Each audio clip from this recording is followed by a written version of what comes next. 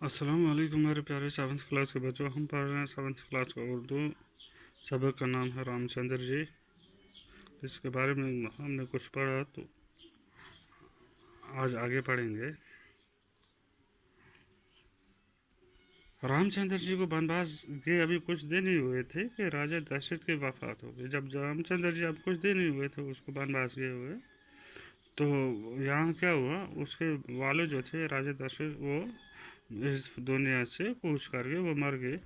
अब भारत को राजगद्दी पर बैठने के लिए कहा गया और भारत को कहा गया कि आप क्या करो, राजगद्दी पर बैठो, बादशाह की कुर्सी पर बैठो। लेकिन वो चूँकि रामचंद्र जी से बड़ा मोहब्बत करते थे, भारत जो थे, भारत वो रामचंद्र जी अपने बड़े भाई से बहुत ज़्यादा प्यार करते थे, इसलिए उन्होंने गद्दी पर बैठने से इनकार कर दिया। उन्होंने बादशाह की कुर्सी पर बैठने से साफ इनकार कर दिया और रामचंद्र जी को ढूंढने निकल पड़े। और क्या किया, उस पर नहीं बैठे और ढूंढने निकल पड़े। किसको? अपने बड़े भाई रामचंद्र जी को। रामचंद्र जी अपने बाप का हुक्म पूरा करना चाहते थे। रामचंद्र जी, क्योंकि आपने पढ़ा, वो बड़े फर्माबरदार थे, ठीक है, ईमानदारी और सच्चाई का जज्बा उनमें था।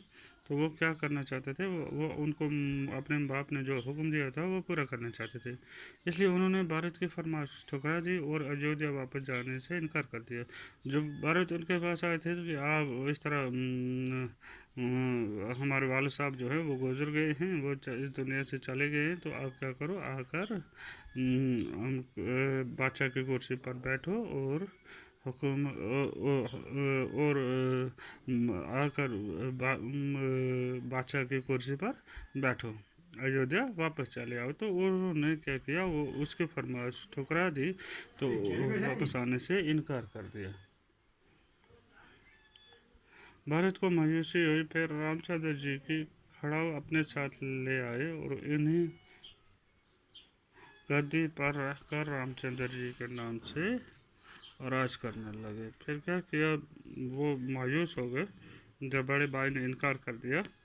तो फिर क्या किया, उनके खड़ाऊ, खड़ाऊ कहते हैं लकड़ी की बनी हुई जूतियाँ, उस ज़माने में लकड़ी की जूतियाँ पहनते थे, तो वो उनकी जूतियाँ साथ ले आए और उनको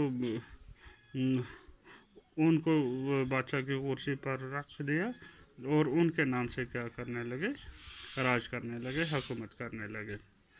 इधर रामचंद्र जी सीता और लक्ष्मण के साथ के वनवास के दिन गुजार रहे थे। उधर रामचंद्र जी, लक्ष्मण और सीता, ये तीन गए थे, तो ये वनवास के दिन गुजार रहे थे, जंगल वाले दिन। वहाँ लंका के राजा उनकी बहन निखा ने रामचंद्र जी को अपने दाम मोहब्बत में फंसाने की कोशिश की। तो ये उस जंगल में थे, तो वहाँ लंका का राजा जो था, उसकी एक बहन थी निखा, उसने रामचंद्र जी को मोहब्बत के जाल में फंसाने की कोशिश की। इस पर खफा होकर रामचंद्र जी के भाई लक्ष्मण ने उसकी नाक काट ली। इस पर खफा हुआ रामचंद्र का भाई, ठीक है, लक्ष्मण, तो उसने क्या किया, उस लंका के राजा की बहन जो थी उसकी नाक काट दी। ये देखकर रावण को गुस्सा आया। रावण जो था, लंका का बादशाह था, उसको बहुत गुस्सा आया और वो भेष बदलकर जंगल में रामचंद्र जी की कुटिया के पास पहुंचा। अब वो भेष उसने बदला, अपना होलिया बदला, तो कहाँ पहुंचा, जब उस झोंपड़ी के पास जहाँ पर रामचंद्र जी रहते थे। फिर सीता को जब अकेला पाया तो वहाँ से उसको उठाकर लंका ले गया। जब सीता जी अकेला थी तो उसने क्या किया, वो मौका देखा और वहाँ से सीता जी को उठाया और लंका ले गया। जब रामचंद्र जी और लक्ष्मण वापस कुटिया के पास पहुंचे तो उन्होंने सीता को कुटिया से गायब पाया। जब वो वापस आए दोनों भाई, तो उन्होंने देखा कि सीता जी वहाँ पर नहीं है। वो बहुत बेचैन हुए। हर तरफ तलाश के बावजूद सीता का कुछ पता नहीं चला। इधर ढूंढा हर जगह से, उनको पता नहीं चला सीता कहाँ गई। आखिर हनुमान जी के जरिए मालूम हुआ कि लंका का राजा रावण सीता को उठाकर लंका ले गया। आखिर हनुमान की वजह से उनको पता चला कि लंका का बादशाह जो था रावण, वो सीता जी को उठा के लेके कहाँ ले गया, लंका ले गया। रामचंद्र जी ने अपने भाई लक्ष्मण और बंदरों के राजा सुग्रीव को लेकर लंका पहुंचे।